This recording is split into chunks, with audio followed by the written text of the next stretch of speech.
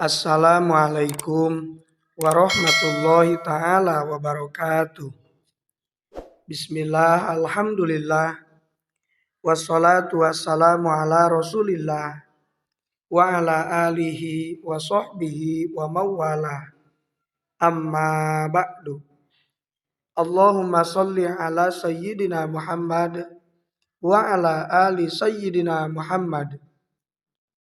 Syukur alhamdulillah kita bisa berjumpa kembali dalam channel ini.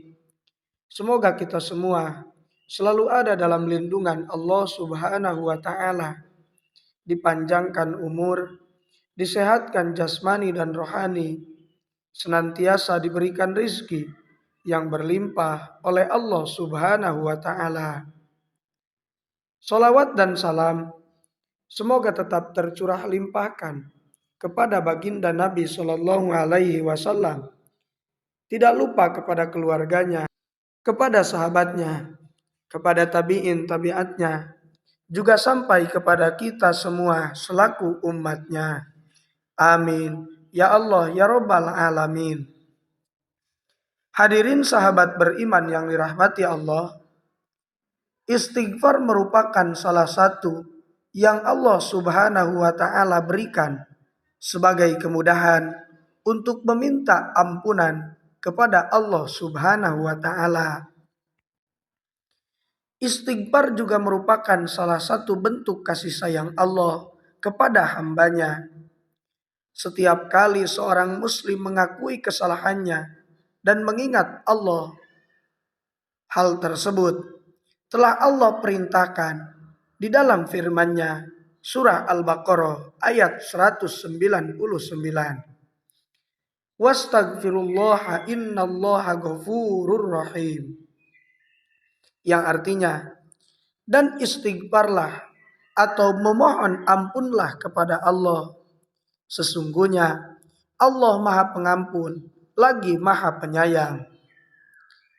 Dari ayat tersebutlah Allah Subhanahu wa taala menyampaikan bahwa Allah akan memaafkan sebesar apapun dosa yang telah diperbuat oleh hamba-hambanya.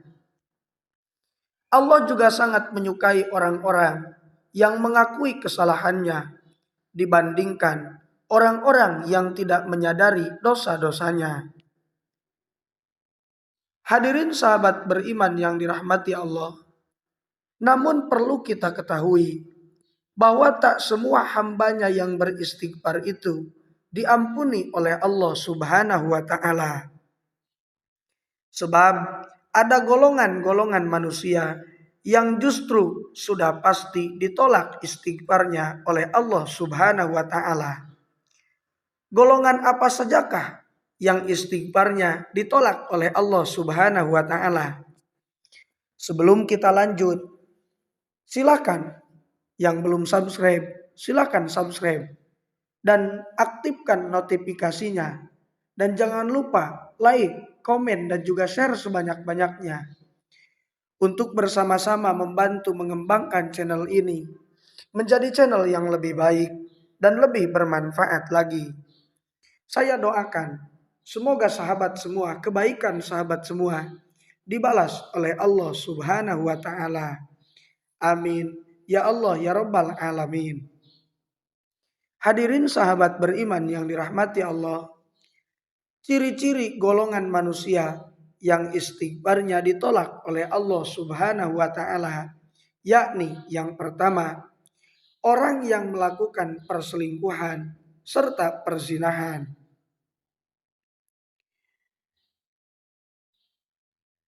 Orang yang melakukan perselingkuhan serta perzinahan, istighfarnya akan ditolak oleh Allah Subhanahu wa taala. Pasalnya, orang yang melakukan perselingkuhan seringkali berujung pada perbuatan zina. Parahnya lagi, hal tersebut hanya untuk memenuhi sebuah hasrat seksualnya saja. Dan para pelaku dengan tega menelantarkan pasangannya. Sehingga tak heran sekalipun dirinya terus berucap istighfar, namun istighfarnya akan ditolak oleh Allah Subhanahu wa taala.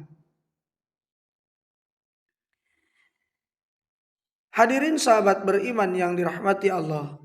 Hal tersebut sebagaimana sabda Rasulullah Shallallahu alaihi wasallam, jika seseorang berzina, maka iman itu keluar dari dirinya seakan-akan di atas kepalanya terdapat gumpalan awan. Namun jika dia terlepas dari perbuatan zina, maka iman itu akan kembali kepadanya. Hadis riwayat Abu Dawud. Yang kedua adalah orang pemakan harta haram. Hal ini merupakan salah satu perbuatan yang dilarang oleh Allah Subhanahu wa taala. Bagaimana tidak, hartanya didapatkan dari cara haram dan memenuhi kehidupannya.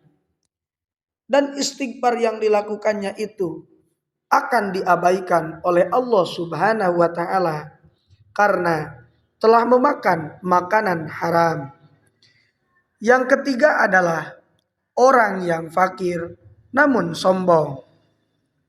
Di dalam kitab Nasoihul Ibad, Imam An-Nawawi rahimahullahu taala menyebutkan jenis manusia yang tidak diterima istighfarnya oleh Allah Subhanahu wa taala, yakni orang yang fakir namun sombong. Di dalam agama Islam sendiri memang sangat melarang perilaku sombong tersebut. Seperti yang telah tercantum dalam Al-Quran, Allah Subhanahu wa taala berfirman di dalam surat Al-Luqman ayat 18. Karena itu dalam ayat tersebut menyampaikan bahwa kesombongan itu ada pada seorang fakir, entah itu dalam hal harta atau ilmu. Bahkan Nabi Shallallahu alaihi wasallam juga menyebutkan dalam sabdanya yang terkait orang yang sombong ini. Orang fakir lagi sombong tidak hanya ditolak istighfarnya, namun mereka juga tidak akan dipedulikan oleh Allah Subhanahu wa taala. Yang keempat, pemimpin yang suka berbohong kepada rakyatnya. Hadirin sahabat beriman yang dirahmati Allah, ketika seorang pemimpin berdusta, maka sama saja membuat rakyatnya sengsara. Ditambah lagi, dalam ajaran agama Islam, seluruh umat muslim diharuskan untuk senantiasa melihat contoh dan mengikuti sosok pemimpinnya. Rasulullah Shallallahu alaihi wasallam bersabda, tidak seorang pun yang sangat diperhatikan gerak-geriknya oleh Allah di dunia ini, kecuali pemimpin yang sudah mati, namun masih memberikan kesengsaraan pada rakyatnya. Sungguh Allah mengharamkan baginya surga. Hadis riwayat Bukhari. Yang kelima adalah orang yang berpakaian tidak sesuai syariat Islam. Para ulama menyepakati bahwa menutup aurat merupakan tolak ukur keimanan seorang muslim. Hal tersebut didasarkan oleh salah satu hadis baginda Nabi Shallallahu alaihi wasallam yang berbunyi, janganlah sekali-kali engkau memperlihatkan pahamu dan janganlah kalian melihat paha orang yang hidup atau mati. Hadis riwayat Abu Dawud. Tak hanya itu, fenomena mengumbar aurat menjadi salah satu tanda jika kiamat akan semakin dekat. Selain itu, masih banyak lagi ciri dari orang yang ditolak istighfarnya oleh Allah Subhanahu wa taala. Hadirin sahabat beriman yang dirahmati Allah, namun kita harus yakin bahwa Allah selalu memberikan ampunannya untuk seorang hamba yang benar-benar bertaubat kepadanya. Dan semoga kita bukan menjadi salah satu orang yang istighfarnya ditolak oleh Allah Subhanahu wa taala. Amin. Ya Allah ya Rabbal alamin. Terima kasih sudah menonton video ini. Mungkin itu saja yang bisa saya sampaikan. Semoga bermanfaat. Mohon maaf apabila terdapat kesalahan.